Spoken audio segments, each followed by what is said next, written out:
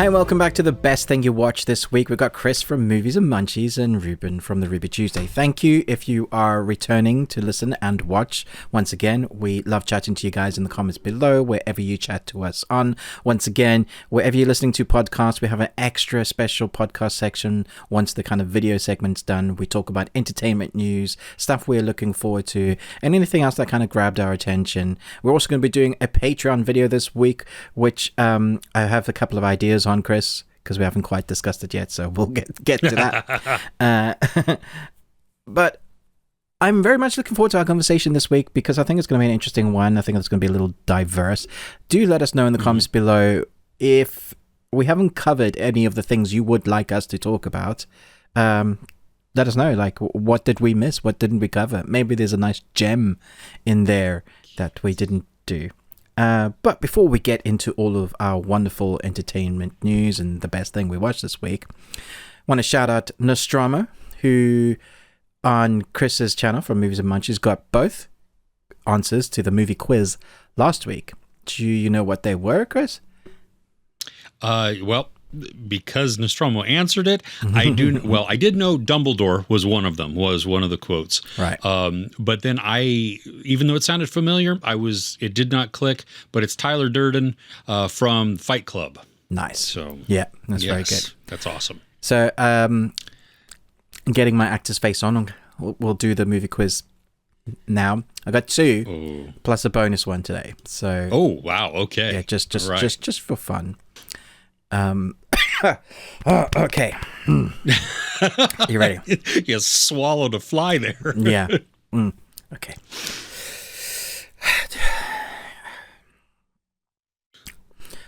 Klaatu Vrata 2.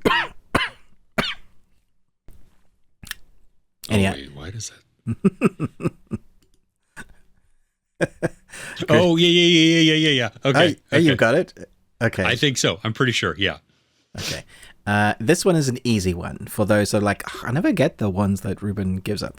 You should know this. And if you don't know this, shame on you. But also go and watch the movie. Watch, I'm not going to get this one. It's going to be terrible. You will get this. This is easy. It's super easy. Get away from her, you bitch. Okay. That's the second one.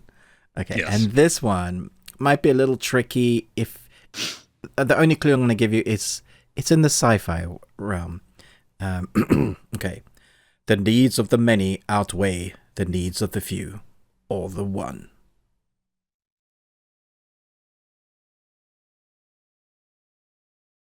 All right. Nope. So off the bat, extra bonus points if that might stump a few people. Won't stump a selection of people who'll be like, I know this word. Let us know in the comments below. But now, one of my favorite parts of the whole podcast movie is always Chris's question, because we never know what we're going to get. It's like a box of chocolates. Well, it is close, but not chocolate. But okay, so here you go. Is there a worldwide government conspiracy afoot to make you consume more cheese due to a cheese surplus? What? So do you think you're being marketed to consume more cheese? I can't say that I've seen any cheese ads because I don't generally watch TV, Chris, like with adverts. Oh. So they're failing at that point then. Yeah, and I don't say anything on our streaming services with those ads. The most cheesy thing that I've watched is Aussie Man's review of the yearly competition of the cheese wheels. I don't know if you've seen it down in Scotland. It's just where they hurtle these cheese rolls, and people just have to try and beat the cheese rolls down. And my goodness, there's a reason why there's a couple of ambulances and guys all down the side, because it's a very steep, muddy hill, and you have two ways to get down. You can roll or you can run, and you'll probably do both. Ends in rolling also. And I don't know if you've seen the videos, but my goodness, the injuries. Did you see? Oh, well, there was a Netflix documentary, kind of reality-ish show that focused on weird Oh, yes. challenge types I did of see things. that, yeah. And one of them, and like this is the first time, because you see that we typically see it from straight on, the hill from straight on, where the people are coming down.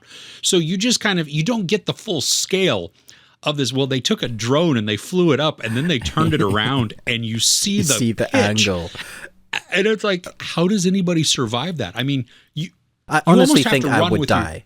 I think I would roll and snap my neck. Like, that'd be it. Well, you would have to almost be drunk doing it so that you didn't. You roll so when gently. You fell, so that your body, you're not bracing yourself for any type of thing. Ragdoll physics. Yes, exactly.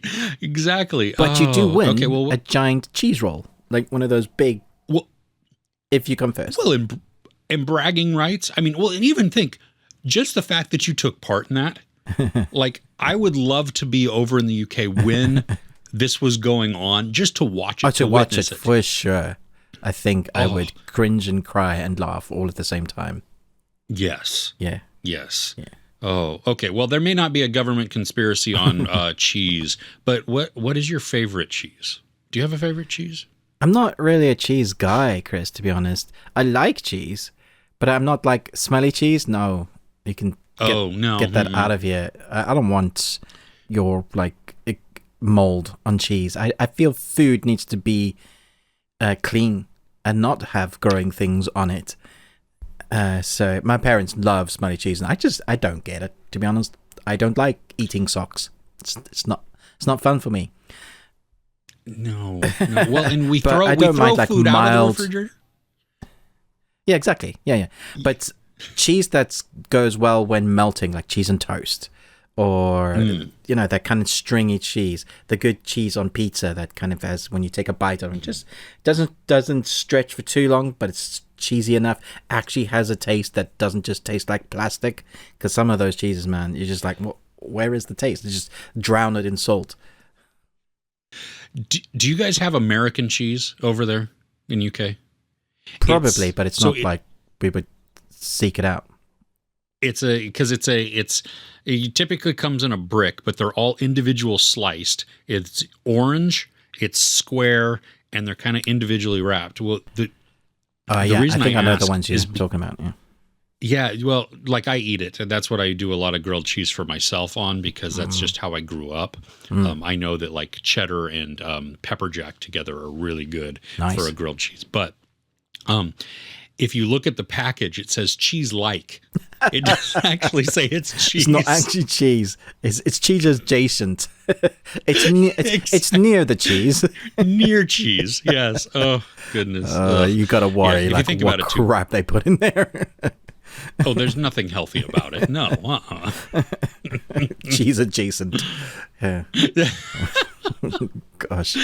Oh, goodness. Okay. No, there you go. The stupid question, I know, but hey, whatever. That's welcome to it. All right. Let's get into the best thing we watched. Cool. Should I start us off? As we sit here. Just silent. All right. Who's going to go? Dumb faces. Someone's just clicked on to watch or listen. They're like, yep, clicking off. Bye-bye. God, please come back. Oh, goodness. Yes. No, please go ahead. What's on your list? Well, the best thing I watched by far, I felt like I had a lot of mid. There was mid stuff this week. Not terrible, just mid. Because I did watch a lot. In fact, on Thursday, I had a day of a bunch of screeners, and I started watching them all. And I was just like, no, switching that off. That's not flicking my switch. Probably three series of something, 2 movies. And I was like, no, I'm going to the cinema. I know I've missed a couple of films. So I went and watched Lightyear. And I enjoyed it. It's not the film that I thought it was going to be. In fact, it's definitely not the film that the marketing teams have put out there. There's a little bit at the beginning of the film that says, this is the film that Andy watched as a kid, and this is that film. So, the Buzz Lightyear in the movie that he watches and gets excited about having that toy, because we see little clips of the Buzz Lightyear movie. It's not that. Like, even though they say it is, it's not that. 100%, because this is a much more serious film. So I think that the marketing they lost it. It's a much more adult film. I would equate it to, it's a live action, nostalgic film from the late 90s, 80s that isn't quite as cheesy, but it's wrapped in an animation, because it's animated. It's wrapped in an animated disguise. I think a lot of kids would be disappointed and bored, quite frankly, because it takes its time.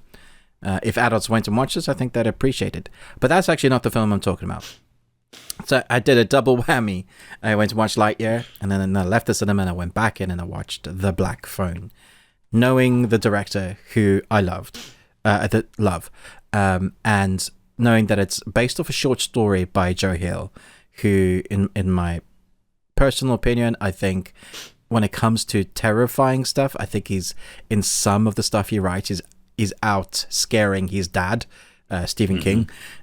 So I'm like, because I subscribe to the series of comics that Joe Hill has written, and it's dark. Great story, but it's really dark. So I was excited to see how they've taken this short story, put it into film, got Blumhouse, and then an amazing director.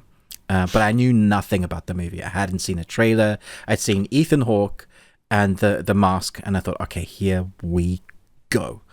And at the end of the day, I rated it 4.5 Nicolas Cages out of 5.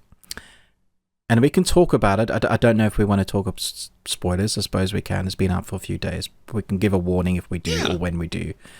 But I have, since I released my review, I've downgraded my number to 4 because someone in the comments was pointing out all the flaws, and I couldn't not agree with him. I was like, oh, crap.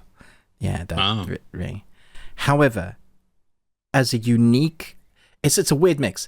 Nostalgic film, but also feels fresh. And there's this balance of, here's like late 70s, early 80s vibe. Then the music, I think, is like stuff that people in the 80s would listen to because it's from like the 70s. The clothes are coming into the 80s. The sets, I think it's set in 78. I thought it was 80s, but I got that wrong. It was set in 78. And it's a horror, kind of. It's more thriller with horror aspects. Yeah. And I think, again, marketing lied to people because a lot of teens in my cinema were expecting jump scares. Were expecting, like, maybe a Scream movie or a slasher film. It really isn't that. It's horrific, horrifying in the story of missing kids. But then it's Stranger Things meets The Room meets It. You know, it's that kind of... And I loved it. I loved the way it was filmed. I loved the way the story was told. I loved the camera techniques, the usage of moving into a scary moment rather than jump scaring you. Like the panning of something that comes into view. Much like when you forced me to watch one of the scariest films I've seen now, but that I still don't quite understand. Hereditary? What's it called? Hereditary? Yeah. When you Hereditary. When you see her in the corner, but you don't know that you've seen her already, and you go back because you have to go back. Like, did I just see that? It's that kind of thing. Also, think the kids were amazing. I thought they were great. Like, every single kid acted like they'd not written by adults. It felt like they were written by kids. Like, the dialogue was exactly how I expect them to react in that moment. Real. Young teenagers. There were a couple of things that I thought, but that's a bit convenient, or that's a bit I'm not sure that would actually happen. But other than that, it's just like this was a wild ride. I wasn't expecting that.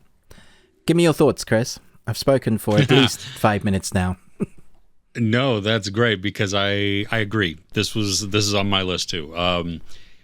I love the aesthetics of it. I loved how we would move into like grainy footage, you know, some of it feeling like it was handheld camera or news-ish footage, something like that. That just gave you, it really helped to transport you already with the sets being that were in the late 70s, you know. Ethan Hawke, I mean, he spends most of the film with some part of a mask on, which I think is great because it forces him to really, I mean, it's his eyes and it's body movement, you know, that help convey. Now he does, his voice also, I think, really works because he's riding this line of absolutely horrifying and menacing, and then kind of your friend. Yeah. You know, of like this innocence, and it's like, oh, that's unsettling. That's just, it's not. He was so good in this role. He really was. Like I could have used more of him, but I liked what we get of him, and I really like that the story picks up in the middle. Yes. You know, that you didn't have to have the origin of him. You're just in the middle of this crazy guy who is mental, and you're trying to figure out where he's come from, what he is, why is he doing this. Like, we don't get any of that. We just have to experience like a day in the life of a kidnapped kid. Yeah, woo! Yeah, you know, and I think we get context as the film goes along a little bit into how he became this way, not fully, and I think maybe that could have done one of two things. It could have removed all of the mystery and then even the terror of why he is how he is, you know, or it could have made it more scary, but maybe not. I mean, like, you know, you think to Anton Chigurh from No Country for Old Men. I mean, part of the terror in that is because he's just some unknown dude with, why are you doing this? What is your motive? What are you just, I mean, you just come and start killing people, you know? And so to have somebody that is motivationally obscure, I think is really good, because we're like, oh, that makes you just messed up. So I agree. The children the kid actors were phenomenal. And the moment where the sister, she has just had an interaction with her dad. Do you want to talk spoilers now? Yeah, let's do that. Just so I can say certain words. Warning. Yeah. Okay. So here's your spoiler warning. I don't know how much we'll get into spoilers, but there you go. She has just been beaten by her dad. Now, who he is, I mean, he's an alcoholic. So, but being whipped with the belt in the late 70s, totally a thing. That's a thing. I mean, I've experienced that. I have experienced that also. Mine was more so a wooden spoon than a belt, but I got the belt also. But her reaction after that, where she has terror and pain, and that look on her face where she's not crying because, I mean, she's crying because she's sad, but she's also afraid and she's hurt. Yeah. I mean, there's this, it's a unique emotion that like, I am almost fearful at how they got her to act that way. Right. Like, you know, like, I'm not sure I want to know because it was so spot on. Yeah, it was good. To a child. Yeah.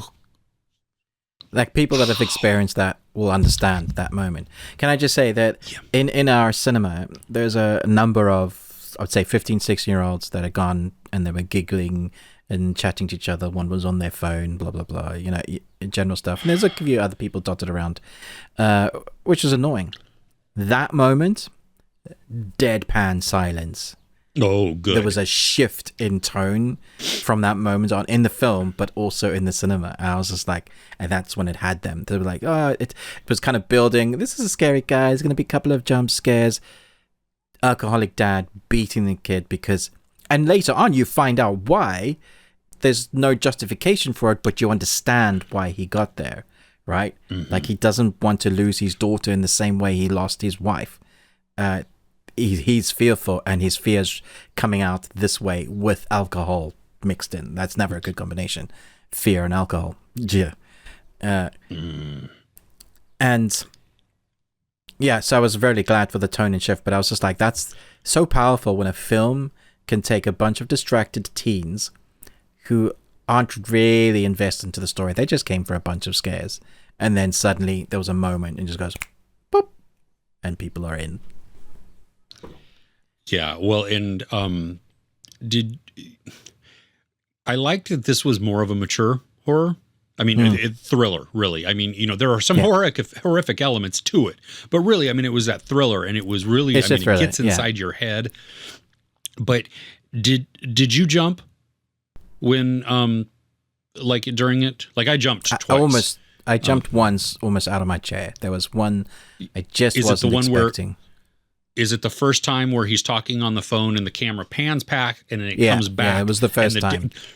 Yeah, I'm like, and really, I mean, the clues are all there, right? Yeah, you know something's going to happen.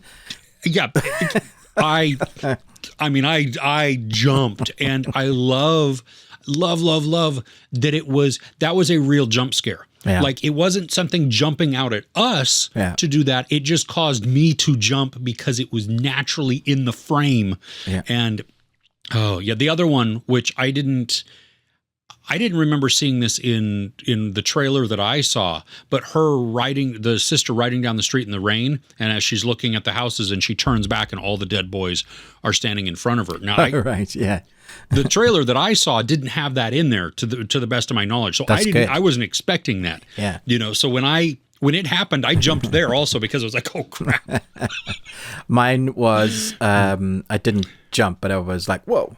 Was the body floating in the air upside down? I was like, no. Yeah, that was.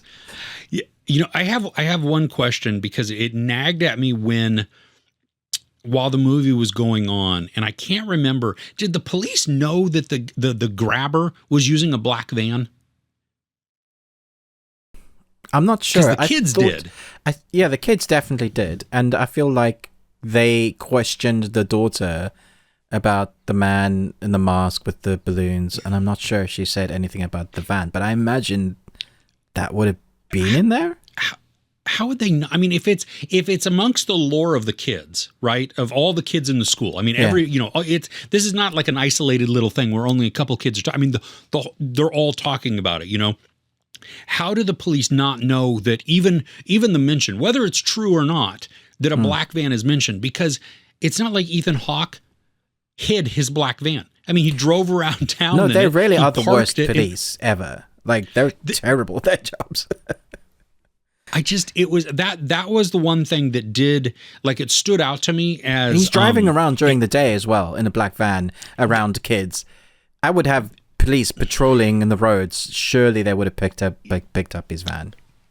Yeah, I just thought there was one of those things that nagged at me that was like, I think this might be a big weakness in the story that they're just not going to address. You know what I mean? Like, so I still had fun with it and it didn't ruin that for me. But I think when I go back, when I remove myself and have that breathing time, this is one of those things that really begins to stand out to me. Like, well, especially for me, when.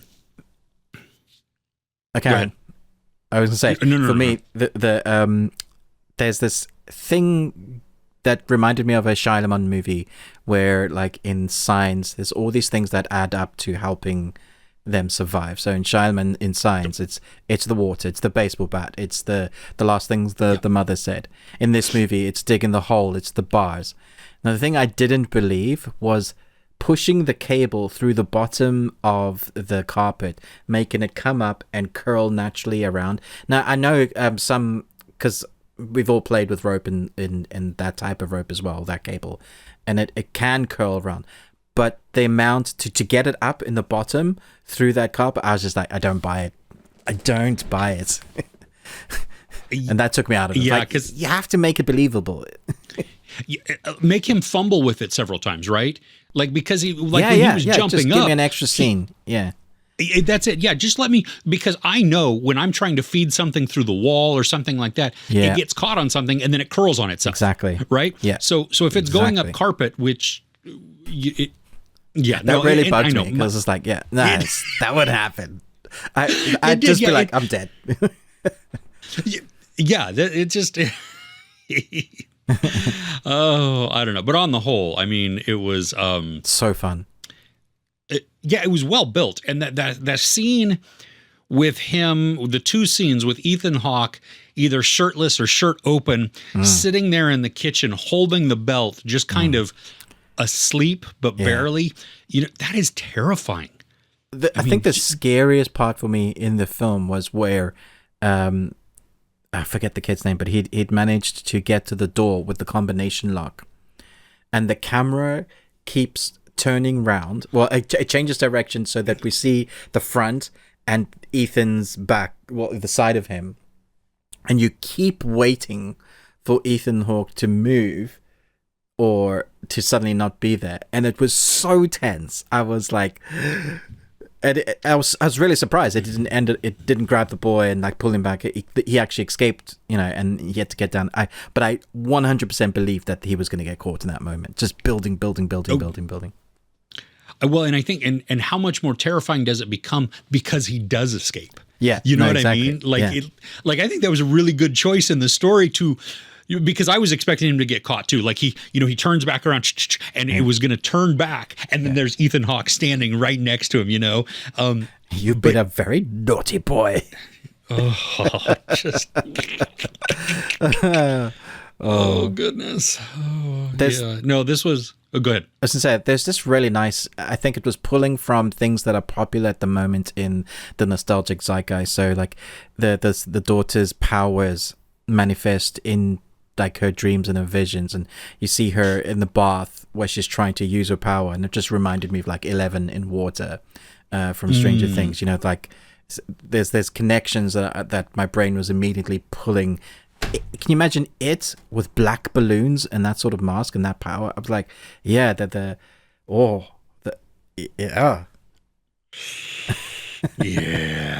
Yeah.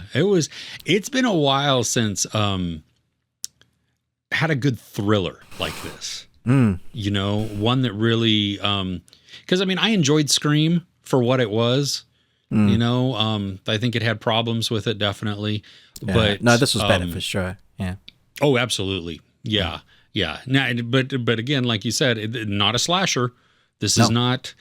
This is a builder. Builds. Yeah. Yeah, and I gotta say, I loved the battle, that even though it's short, but the battle between Ethan Hawke's his character and Finney at the end. Where they're struggling back and forth, and just because I don't realistic think as well. Yeah, you want him to do that, but I don't know if I expected Finney to do that. Like as he's holding on, like because more often than not, we have these movies with young kids or even young teenagers where they take things almost.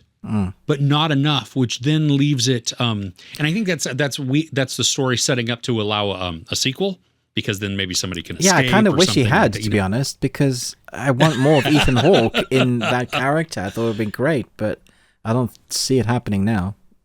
You could do a prequel. You could do a prequel, but I'm not. How would it be different? Yeah. I don't know. The kid doesn't escape. Now I kind of. Yeah. Well, we have several examples of that beforehand, which that we don't see. I don't know. I like this being just that it has a finality to it with there, because I think it gives a good outcome, a resolution to it, but it's freaked us out the entire way up until that point. So, and the trauma has not ended. No. That's lifelong right there. There's a really nice kind of resolution to the boy now being able to fend for himself, realizing who he is, how strong he actually is.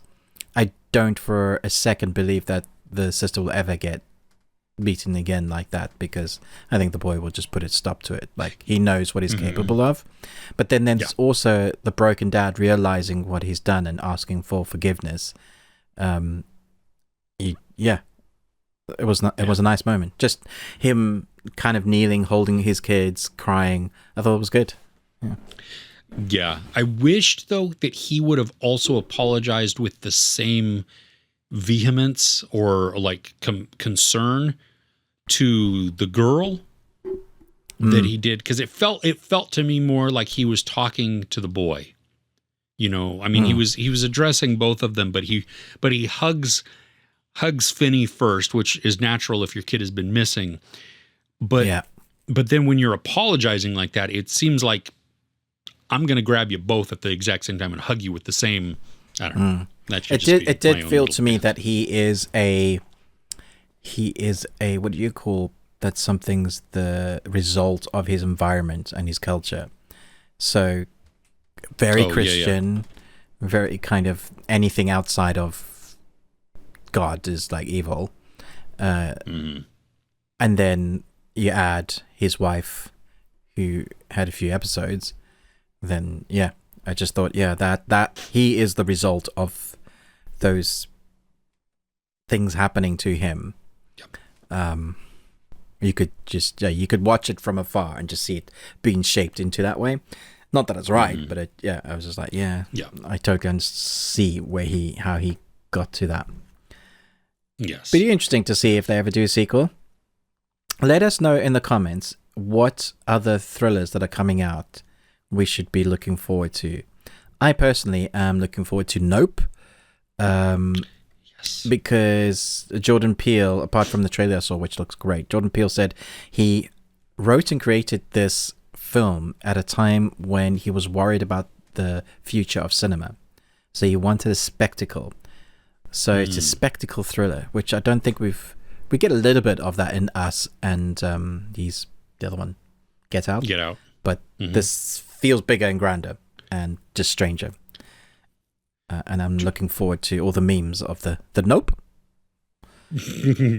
Yeah. Well, which have you seen the long trailer, the final trailer, or have you just seen the first one? I don't know.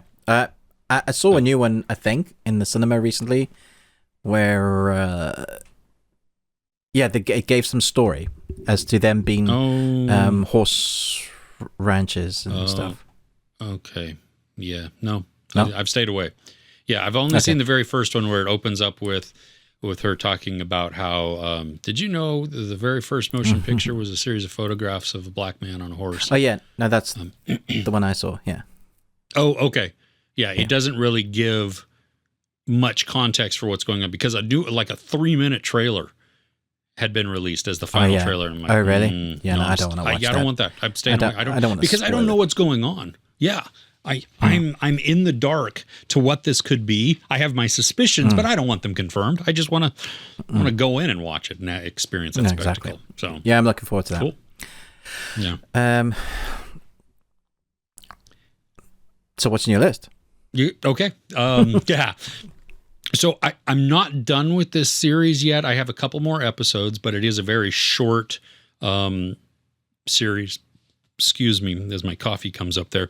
It's the Netflix Rowan Atkinson comedy skit type of show called Man vs. Bee. Now, it's 9 episodes, with each of the episodes being like 10 to 12 minutes-ish, something like that. Yeah, they're not so long at all. Yeah. No, it's not. And it's very Mr. Bean-ish, where he's in ridiculous scenarios. We laughed out loud a lot. I mean, we were sitting there Did you? And just okay. Yeah, that was just, and I think it was because also, like, you have a group of us. So it was my wife and I and my oldest son and his wife were sitting around just watching this, and I think laughter builds. When if one person finds something, but it was just the slapstick, the ridiculousness of this. There are times where you're like, oh God. Oh goodness, stop. Or it's utterly predictable. Everything that's going to happen as it goes along because it's not.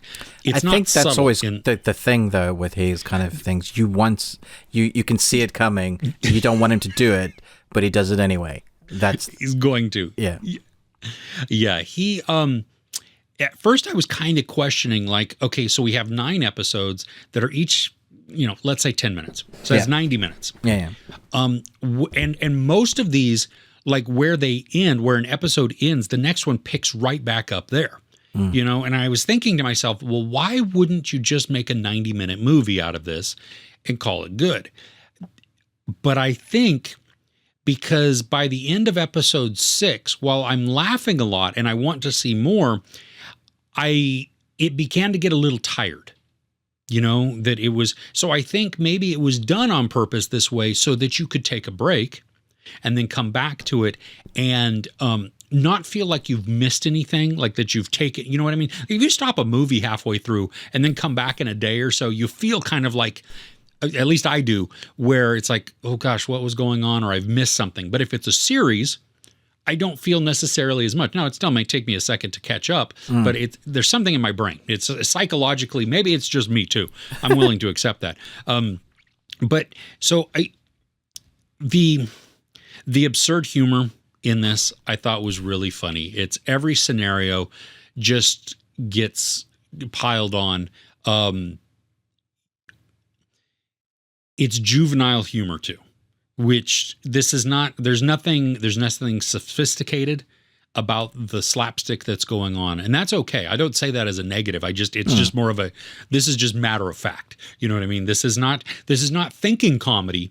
This is just watching Rowan Atkinson do something that he is excellent at. You know, his facial expressions, his non-verbal but audible expressions are pretty, they're always, you know, and they match. I mean, he's done a really good job at just like, you know, doing something and it really conveying so much within that. And then making these uncomfortable situations, because the premise is the dude, this guy who has been out of work, you get the sense that he's, and I don't want to call him a loser, but he gets distracted on stuff, and which makes him lose jobs. So he's not able to hold down a job. He's divorced, trying to turn his life around so that he can spend more time with his teenage daughter.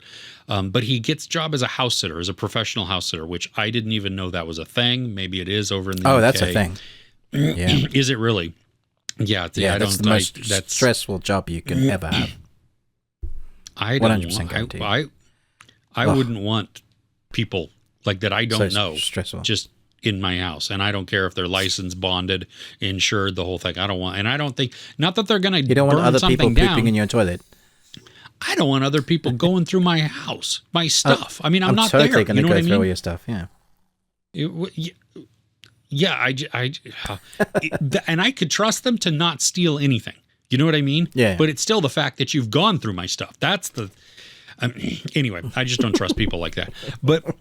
And he's tormented by this sadistic bee who just wants to follow him around and stay inside this house. And so he ends up just destroying almost everything within the house, at least where I'm at. And he hasn't, in the very first episode, we get a glimpse of what is to come, and not all of that has arrived yet. Like it was just a nice break. And I think some of it was because a lot of the stuff that I had seen on Netflix or on streaming this week was just a disappointment to me. And so I needed kind of a win, you know, and this one provided a lighthearted, easy win. It wasn't, like I said, there's nothing highbrow about this. There's nothing sophisticated. It's just a man doing stupid slapstick humor for 10 minutes at a go. And it made me laugh. And so that's what my brain and my body needed at that moment, and it provided. Yeah. So. I mean, that's what it's about at the end of the day. If you enjoyed it, and I can imagine if you're with family members on the couch and one person finds something funny, and so you kind of giggle, and the next person laughs, and it builds on that. I totally get it. I didn't enjoy it. Well, how come? What? So I felt like it didn't know whether it wanted to be serious or it wanted to be a comedy. And I think the part of the reason was for that is you have this man that can't hold down a job. And from what I understood was he probably has a diagnosis that needs to be diagnosed of ADHD or obsessive compulsive behavior. That's how I understood that. So he gets so obsessed with something, he's just got to keep doing that thing until it's dealt with. So in this case, it's the bee. And that its turn can be funny if it's just comedy. But then we have this continuous daughter relationship that he's got to go, he's trying to get to the holiday with her. It's the thing that they've not been able to do. There's a conversation with the wife going, please don't let your daughter down. You already know he's divorced. He's lost his marriage. He's come down so far down the line that the only job he can get is house sitting. And so you really want him to get a win. So I'm for the family. Like, I want them to get together. I want him to spend time with his daughter. Then I just see this dude that's allowing himself to be obsessed with this bee, and the more he tracks down the bee, the more you know that he's just going to ruin his life because he's destroying things that are worth probably millions, because the house that he's house sitting is like the top 1% of the 1% people, right? However, that being said, I can see where Rowan Atkinson has taken bits from like his ability from Blackadder and Mr. Bean, and you take those two together and you kind of get the character that he's created here. For me, the best moments comes to when he's actually interacting with people rather than the bee. So the cop that we see a couple of times that he gets to interview, I thought those bits were hilarious. Like, I was laughing my head off because, you know, the second time he's in a fur coat. I think he's got like shit all over his face. There's suits from the fireplace, and he's trying to act normal, and I think the first time there's the bee in his pants, and so he's doing that physical slapstick acting that he's so good at. That those moments for me, and that's why I love Mr. Bean and Blackadder, because when he's acting against people, they're normal, he is not. Oh yeah. And so, as much as I like the slapstick physical nature of kind of the building, you can see it coming. I was just thinking, dude, you're hurting your family. You're never going to be able to see. And the repercussions of what happens. Once you've watched the last couple of episodes, I'll be interested to see what you think. Because for me, there feels like he hasn't learned anything. Which is what you wanted. Yeah. Yeah. And that, I was just like, had it gone this way right at the end, and he gets to be with the family and gets to be the daughter, and he knows that he needs some help, cool. But there's a moment you're like, oh, don't do it. And he does do it. And you're like, come on. Saying that, I was also in the meh mood because I'd watched so much content that was just meh. And that can, like, if you start off at that zone, you just, and for me, it wasn't hitting those right marks. And also, sometimes Ruben takes things too seriously. And this is not a series that you need to take seriously. So, yeah, I don't know. Well, and I get what you're saying, because, yeah, I do feel like I think the drama was there so that it could try and maybe balance out or make the comedy hit more. But I do see how it is a little bit of a strange combination in this presentation.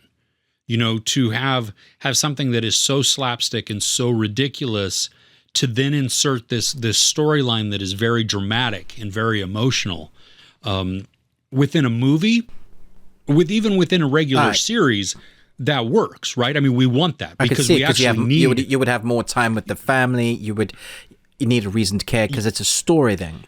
But these are just essentially skits. In each episode. Yeah.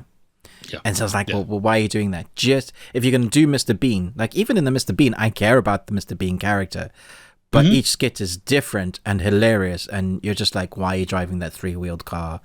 To this day, every time I see a blind man, I think of Mr. Bean, because there's a bit on the beach where he's trying to get changed in his swimming costume, his Speedo, and he thinks the guy is watching him, but the guy is blind the whole time. And yeah, there are moments of just like, oh, the pain. Yeah. Yeah. Have you ever seen Blackadder? Not in its entirety. No, I think I've seen like just a couple of episodes. But quintessential British humor, along with like Absolutely Fabulous and things like that. Yeah. Right on. Yeah. No, I like, because it's period, right? Because that's the one where he's the it's old. Yeah. Okay. Yeah, I'll have to go back and like dedicate time to watch it. So no. Nice. Not sponsored by Dr. Pepper, by the way. Well, I don't know. It's like 3 weeks in a row that you've been having Dr. Pepper. So, and it's zero, so there's no sugar. Tastes fine though. So. Oh, okay. Yeah. I like mine full sugar. Did you just go Yeah. Well, I have a thing where the on anything diet or where they put no sugar in it, they put sucralose or some of those types of those OS things in there. Yeah, no, we don't have that here. We have different rules, Chris. Yeah. Oh, yeah, because I'm not allergic to it. Like I don't die, but I have a physical reaction where I can taste the chemical or whatever that is, and it makes me want to throw up. It's so weird.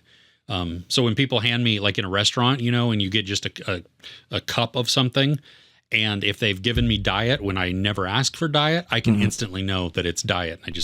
I need this regular one, please. Yeah. Yep. That makes sense. So, okay. Dr. Pepper, if you're listening, or if you know somebody, if you're watching and you know somebody that works at Dr. Pepper, we would like to be sponsored. We'd happily totally. We be will not turn that down. Yes, Dr. absolutely. What is the worst that could happen? You could sponsor us. Yeah. The Umbrella Academy Season 3. I was so surprised at how good this was, because how many series do you know that can actually knock out a good Season 3 as good as like the original, the first? How many? Like, I could probably count that on my hands how many are actually as good as like what once it started. That's a tough thing to do. Yeah, it really is. And I liked Season 2, but I did feel like it lost its way a bit. It spent a lot of time in character growth, and then wrapped up the story or not very quickly. So it left us with our team thinking they've just saved the world, except they've ended up in a reality that's theirs, but also things are different. So there's the sparrows now that are them, but better, well trained. They got the suits to match, like the X-Men. They have a leader who is Ben, who in their reality Ben died, and that kind of broke them, really. That's why they're so dysfunctional. That was the turning point. At the same time, their arrival sparks, let's say, an entity that could end the universe. And so we have the two families that are headbutting. We have the storyline of this entity that's going to destroy universes, and then we have the wider arc of who is Dad, actually, what's been his plan the whole time, because we get little bits of information. There was one bit at the end of the series which my jaw dropped, and I was like, what is he? I think it was like Season 2 at some point, and they were like, oh, that's weird. Okay, I wasn't expecting that. And so they had a lot of spinning plates because there's a lot going on. Sure. And I think some people's negativity towards the series would be that there isn't a lot of backstory for the new characters. There's some, but not a lot, for the sparrows. But there's a special way that they integrate the new characters, and so the Umbrella Academy, the sparrows, becoming one team, basically, because they got to put their differences aside to defeat the big bad. To stop the thing from happening, from destroying all realities. It's interesting to me. This feels like another multiverse storyline. Okay. And it's also one that I feel is still better than Wonder, because Wonder dropped on. I say Wonder. See, that's how bad the film is. Doctor Strange and the Multiverse of Madness. I recently watched that with Kirsten because it dropped on Disney. She hadn't seen it, and she was like, where's the madness? She said, there was no madness in that. I was like, yeah, no. And also no multiverse. There's like, we hopped a bit, and then we're fighting on Earth and one other planet, and that was it. Yeah. So anyway, I've digressed. I was moaning about that again. Okay. Because I really liked Doctor Strange, but I understood the issues, but having watched it the second time, I'm like, oh no. Anyway, so this deals with multiverse. The special effects are great, but what makes this season stand out, apart from the really interesting story, which I loved, well, once again, the characters. And I think this time, because we've had 2 seasons of our broken characters working on each other, this time it's all about how they come together to help them work on the new family, or figure out what's going on. So really, we just get to see them play with who they are now, and we get to see the Umbrellas, without going into specific characters, their personalities change a lot in this because of things that happen in the story. And it's interesting to see a character go from being one type of personality trait to being almost the opposite of themselves, because they've so far gone and the universe is ending, that kind of thing. They're just going to embrace this side of their personality. And it was very interesting to see that. We also have who at the beginning of season 1 was Ellen Page, but is now Elliot Page. And the way they integrated that was really nicely done. It was honoring. Good. And fit the story, and everybody just embraced it, and it didn't play out like a big thing. It just kind of happened, and there it was, and it was cool. And I was like, yeah, Good. that's the way to do it. And it took me a few seconds to, even in my mind, to adjust to, now that is this person's name.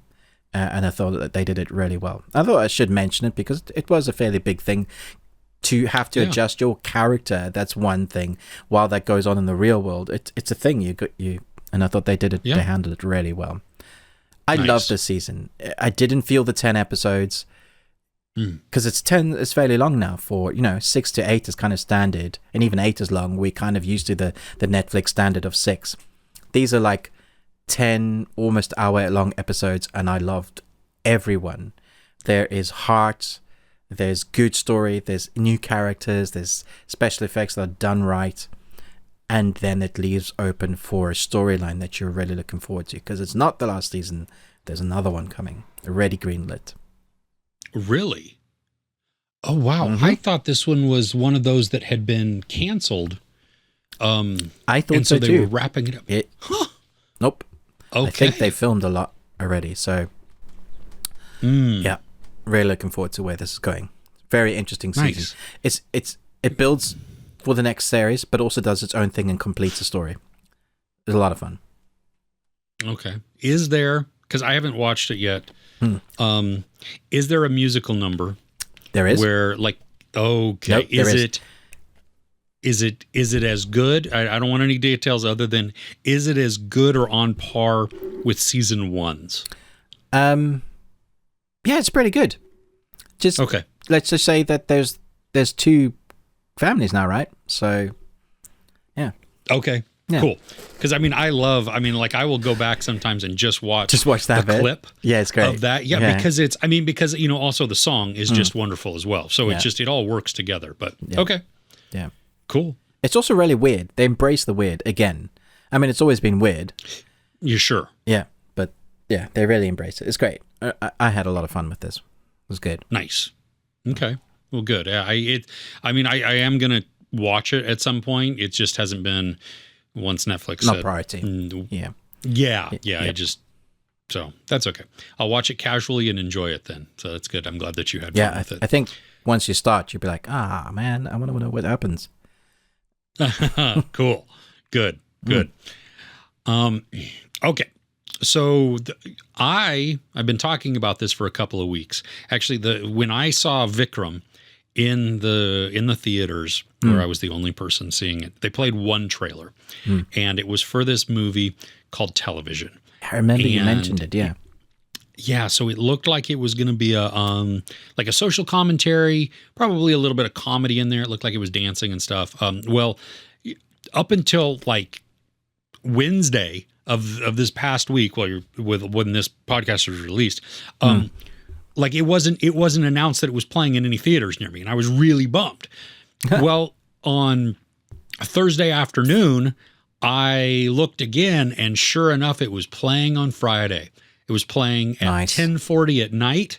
That was the only time it was, each night from Friday on, it was going to play at 10:40 p.m. So I was like, oh, that's rough. But I went, and my oldest son came with me.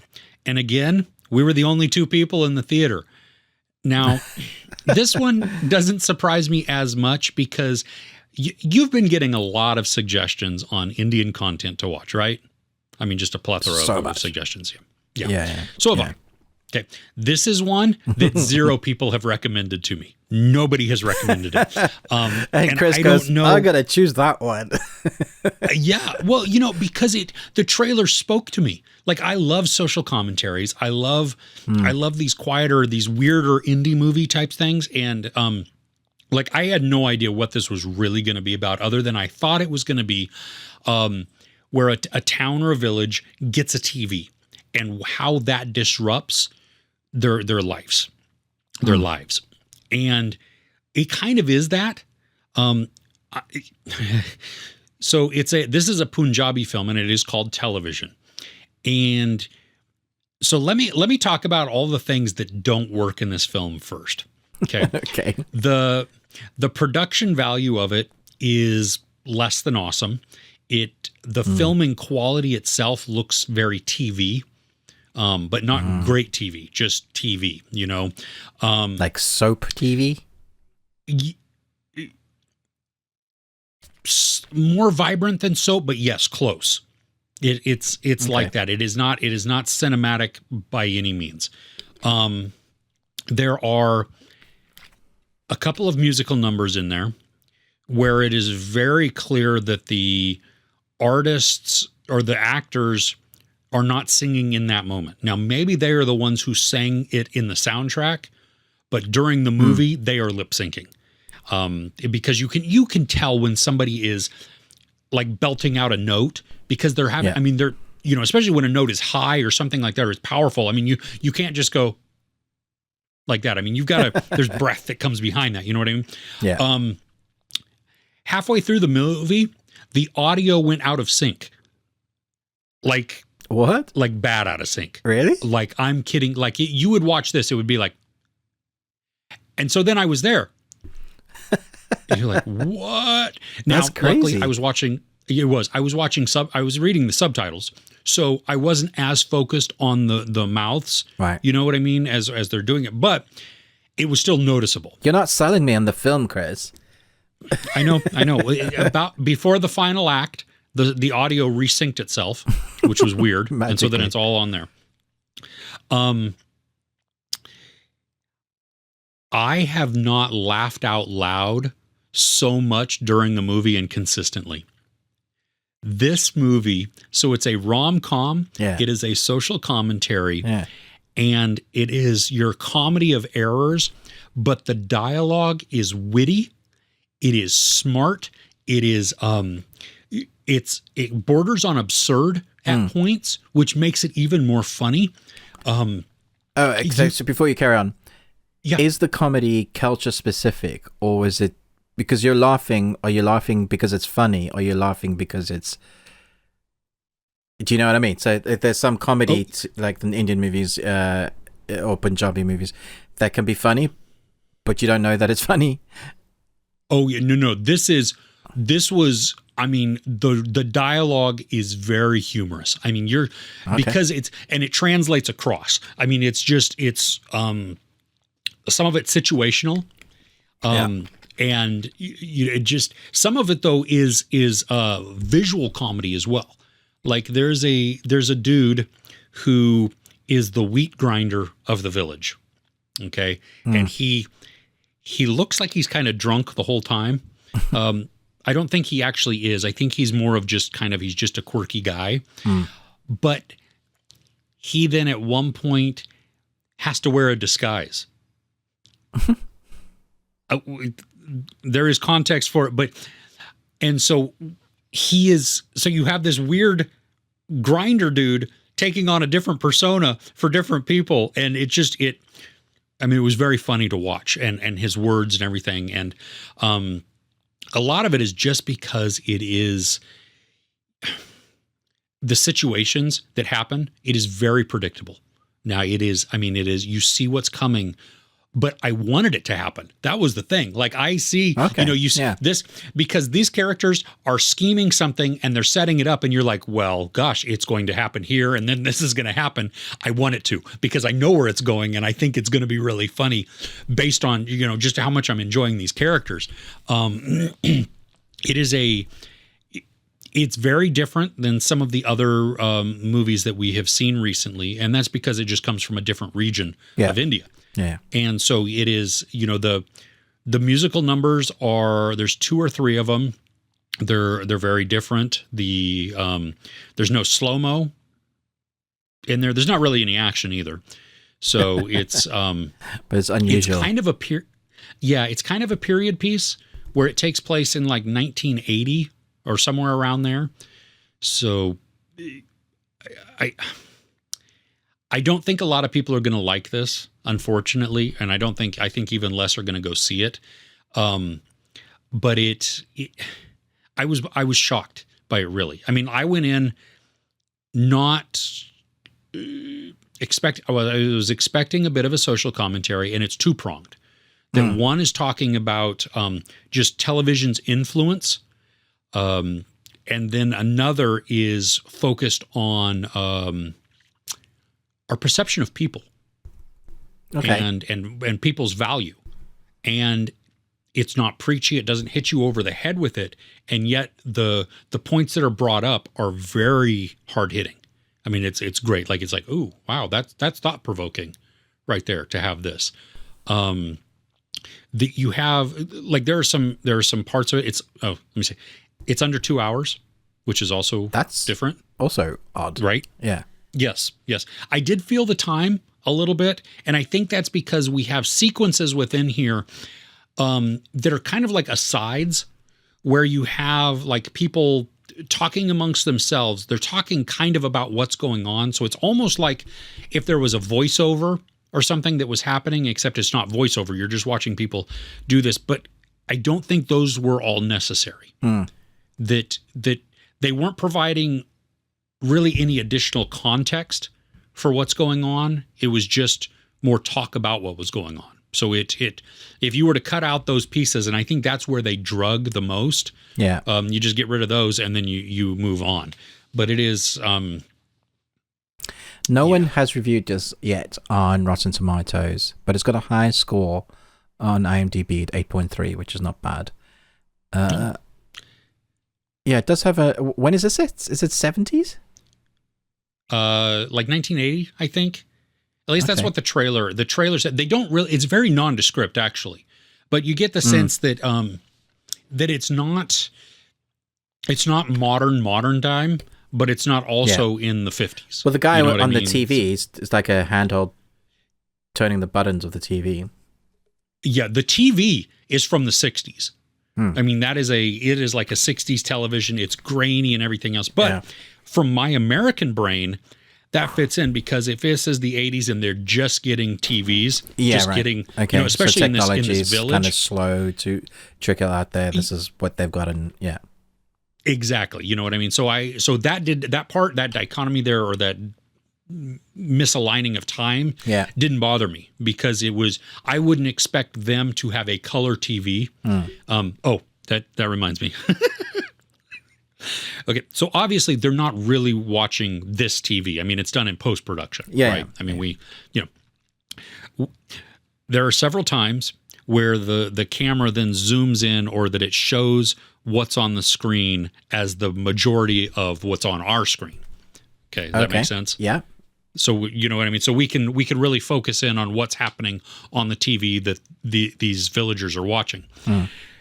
Well, because this was added in post-production, it's from a computer screen. You see the mouse cursor on the screen. That's so bad.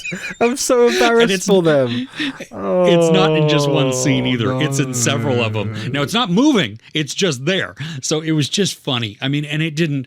I mean, that was one more thing that was almost like endearing, because it was like, whatever. I don't even care. I mean, this is a negative if you are going from a very critical eye within there, which is fine. You can do that. You know what I mean? Like, that's not as polished. I mean, there are... from a very get over the how does that get to post-production without you seeing that? Well, because you know why? Because it's a black and white grainy image with a white little arrow cursor. Yeah. Okay. You know what I mean? So you're right though. Somebody should have caught that. They really should have. That's your job. Yeah. But overall, though, no, you know what? This was a lot of fun. It was one of those that was just, again, it was refreshing. My son and I walked out kind of giddy, kind of just like lighter. That's great. You know? Yeah. Because obviously we didn't know what to expect going in. I mean, other than we had seen the trailer. I showed it to him just to see if he wanted to go with me. And he's like, sure. Okay, I'll go. But to laugh so much in there, to have just a really good time with it, despite all the flaws. Yeah. That was the other thing that it, and that's where like my score of it is actually pretty high, despite all of these flaws, because the feeling, the emotion that comes from it, the way that the movie actually just affected me, that has to be taken into account. You know what I mean? Like, this is not a perfect movie by any means, but I had a blast watching it, and I think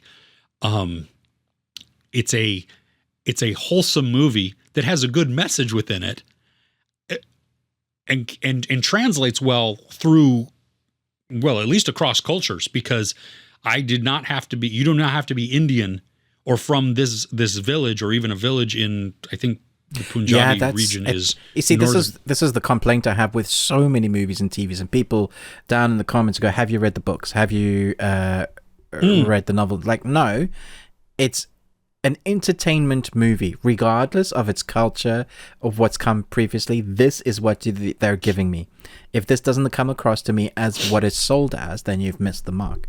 So you are watching a film that is Punjabi, different culture, different language, subtitles, but you're still having a blast and laughing your head off and coming out feeling lighter. Now that is a testament to the creativity and the directors and the creators, really.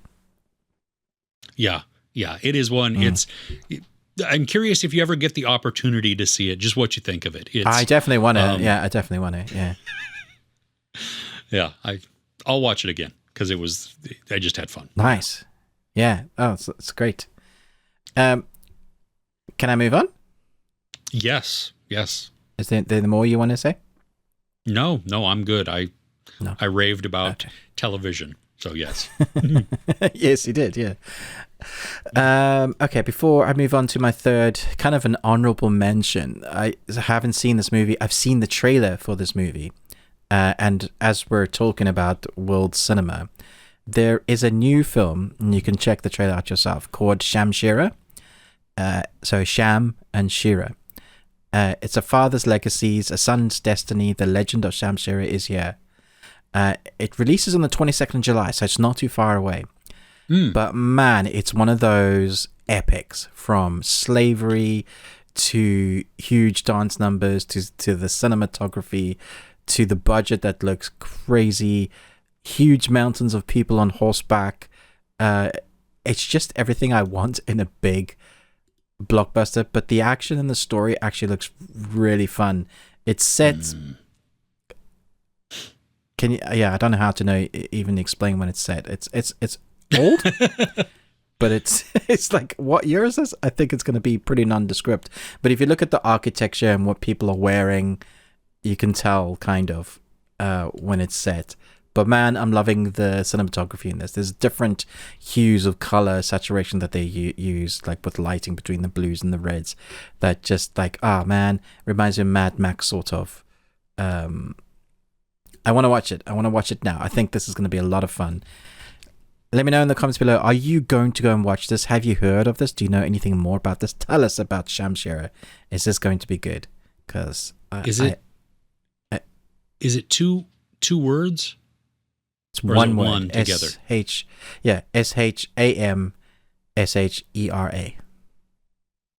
Okay, I was spelling it incorrectly. That's part of my problem. Ooh, okay. Yes. Okay, I'm gonna look this up. Looks really fun. Yeah, look it up. Nice. Okay. For my final, or my third one. Yeah, I'm going to talk about Alchemy of Souls. It's a new Netflix original series that I think has 20 episodes. There's 2 episodes that drops on the weekend. One on Saturday, one on a Sunday. And we're getting one each until the 20th episodes, although Netflix can't decide how many episodes they actually are, because in the description it says 30, but in the release date it says 20. So maybe there's more coming. Each episode is over an hour long. So there's a lot to invest in here. So like, when you start something like this, you were like, do I actually want to start something that's going to spend so many hours? Is it any good? And I'm here to say, if you like drama like this, how do I explain this? Okay. Do you remember those old school martial art films, like with Jackie Chan, like Drunken Master, where it spends probably half an hour, 40 minutes of Jackie Chan going, please teach me. I want to be a student. And the master going, no. I'm not going to do that. No, I don't. You're rubbish. We have that, but in a weird way, because the Alchemy of Souls is set in a world where there are mages everywhere. Magic is just part of life, but only if you're born with the ability. And some are taught with it. So there's a lot of high-flying work in this series, but there's also a lot of CG that they use, like with magical balls and things that they can do with this magic. But the story is what hooked me from the beginning, where there's some dark magics that are banned for a reason. It's very kind of Star Wars in its storyline, like a Dark Lord and the Sith always to the R, that kind of storyline.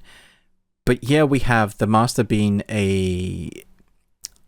I guess she's a rebel. She's seriously powerful. She has a reason she's doing something, like not trying to not do spoilers on this one is tough. But then there's this other guy that's part of the Emperor's family. He has had his magics blocked, but he wants to be a wizard. He wants to be a real boy. You're a wizard, Harry. And so we have these two unlikely characters join up with each other. One becomes master, one becomes the apprentice. And it's their relationship that forms that keeps you kind of coming back. There's a lot of kind of bickering and bantering between their master. It's not a very unusual master-apprentice relationship. And then you get the fighting and the costume design that is always great in these type of series, but it's mixed in with magics. Which I really enjoyed. It's really different. So it feels like it's got a big budget. It opens really well. And I was like, how's this sort of budget for a long series? They don't normally get a decent budget, but it's big enough for really awesome sets, but then also to do decent CG. Not brilliant, but decent. And then you have people that are actors that I'm sure are probably like very popular in the culture, but I have no clue who they are. But I think they're doing a fantastic job. This is the reason why I still have my Netflix subscription, because for all the nonsense that Netflix puts on their platform, like all the crappy stuff that they put on there, there's just nobody really watching. They just want to like bulk it out. I like Stranger Things, I like Umbrella Academy, I like your original stuff for the most part before you cancel them. But then you get like K-dramas up the wazoo, and every now and again you find a K-drama or a Japanese new series or a Chinese new series that is really different but quite unique and actually good. And I think this is one of them. I'm excited for us to finish today because another episode has dropped, so I'm gonna go watch that when we're finished.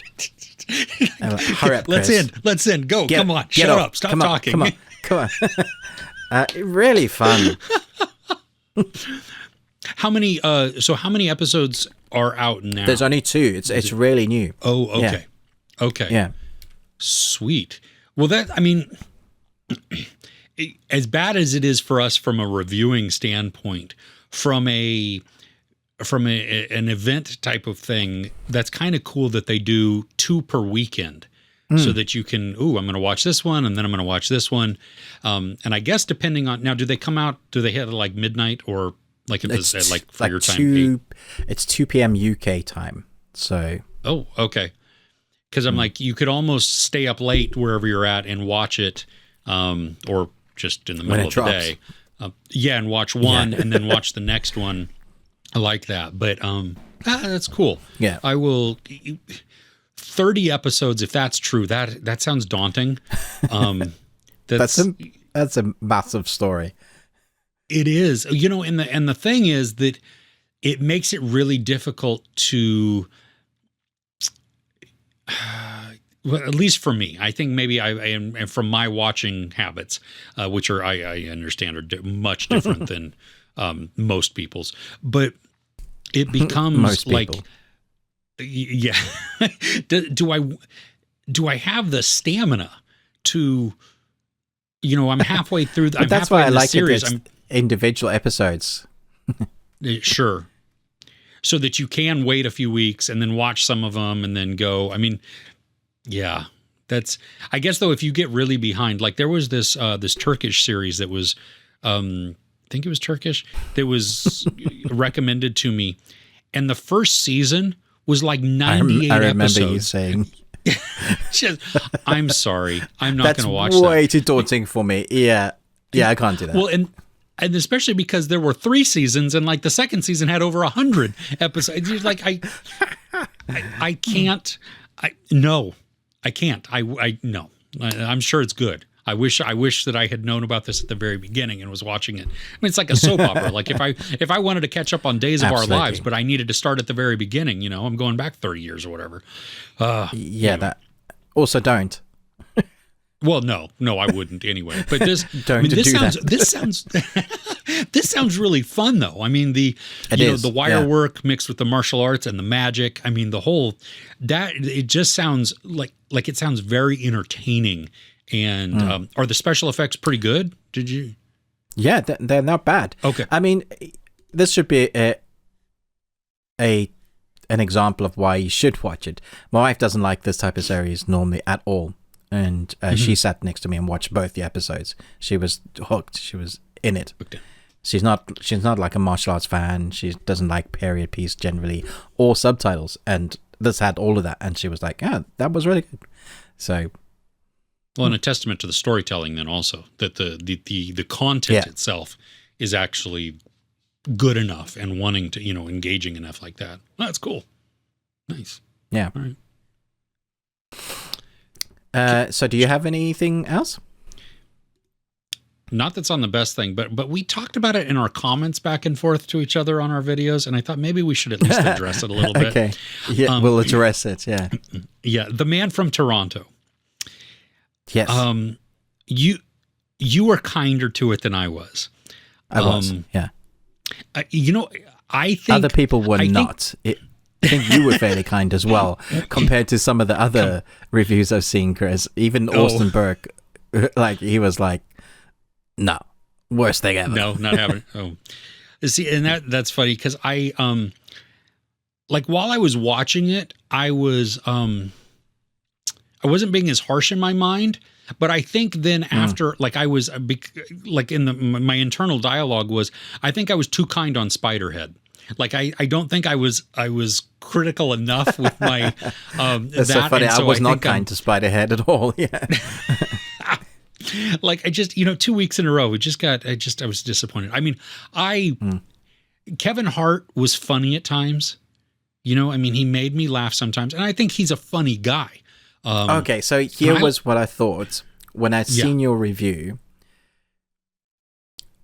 and I was like, Chris doesn't like American stuff. Is this not just Chris's brain? He's like, this is not British. I'm so saturated. I'm so done with the American content. I don't like it. This isn't funny. Because for me, on the outside, I'm like, Kevin Hart was brilliant. He was funny. And Woody Harrelson is genius. And I love their partnership. You know me so well. That's so You're so funny. jaded. Yeah, no, that part didn't come into play, but it probably should have. Yeah, no, it's see, and that's the thing too, that I like. For a bit of it, I enjoyed Kevin Hart in this. I think that it became forced. I think Woody Harrelson was kind of he was just what I've seen from him before. Too. That was the other thing, that both of them, they weren't blowing my skirt up by any means. It was just kind of there. I do like the standout thing for me. Well, my kilt. It blew my kilt up. The action scene towards the end, that immersive, that may cut to look like it was a continuous take. Yeah, that was fun. That was and. It made me think back to that Chris Hemsworth movie Extraction, which the movie itself was just but it had that action scene where it was like, ooh. Yeah, I thought all the action scenes in that were really good, actually. Yeah. So I didn't care. The villains, what? You want to blow up an embassy? Why? Who? I don't even know who you are. I agree with all of that. I think when I reviewed it, I said, I know critics are going to put their critics' brain on, and as they go into this, they're going to dissect it. And, yeah, but it doesn't do this and doesn't do that. And I went in, this is a Friday night popcorn action movie that you don't want to think about too hard. You've had a tough week. You just want to watch a silly movie with some decent acting with guys that have a kind of good on-screen presence together. And that's what I got from it. If you think about like the Chandelier episode where Kevin Hart is like falling from, I thought that was a great action sequence. It was really well done. The crazy guy that just seems to be a ninja, and you're like, damn, can Woody, can he take him? How good is he? Because you don't really know much about him. Oh, the man from Miami, right? Who just kind of appears. Yeah. And Yeah. Yeah. I see. The thing that pulled me out of that whole sequence was the CGI that they were using for the characters jumping down from level to level. I didn't notice any of that. I'm like, when I heard you say, well, I didn't notice any bad CG. Oh, I was hurt by it. Like Were you really? It assaulted my senses. Yeah, because it was just it. If you've got the dude spinning up on something, then just put your characters on wires and have them do this, or put your stuntmen on wires and have them do this, and make it look legit. Versus shut my ass.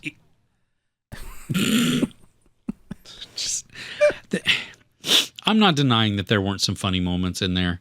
I just for me, there wasn't enough action for me. There were two scenes, really. There was the one with the chandelier, and then there was the end one. And the end one, I agree, was awesome. I had a lot of fun with that.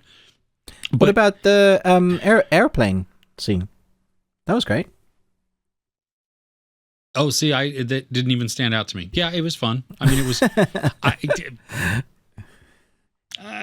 So, which do you prefer, the hitman's bodyguard or the man from Toronto? Oh, the hitman's bodyguard, hands down, every day, 3 times on Sunday, dude. I think that's worse. I think the CG in that is bad. The filmmaking is terrible. Yeah. Oh no! See, I love that one, and I love the storytelling. The acting in that one, I felt so much better. Like the comedy worked. I'm not nearly as much of a fan of. Oh, see, I didn't like the sequel. That's hilarious. So there you go. Yeah, I don't know. No, I can't believe we disagree on some movies, Chris. It's terrible. Oh my gosh, friendship over. What the heck? No, I still laugh at Hitman's Bodyguard where Ryan Reynolds is like, well, at least we have that car, and then it blows up, and then you have Samuel L. Jackson just get that unhinged laugh that he shouldn't be laughing because he's just right. as He screwed. definitely has much more of a personality than Woody in that. Yeah. They also had a bigger budget, that's for sure. Well, totally. I don't know. You just can't. Anyway, okay. I was not feeling it, even for an action movie. Like if I'm going to go for a no, wait, let me back. Somebody in my comments was like, why are y'all complaining? It's a free movie. And I didn't respond, but in my head, it was like, no, it was not free because it cost me 2 hours of my life that it's I 2 hours of your cannot life, get back. and you're paying subscription fees from Netflix. It's not free. And electricity and Wi-Fi. I could argue against that all day long.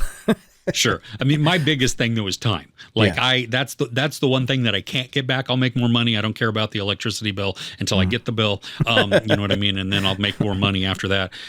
Cause jobs, but my time, that's gone. You can't it's give me back never my time. coming back. Yeah.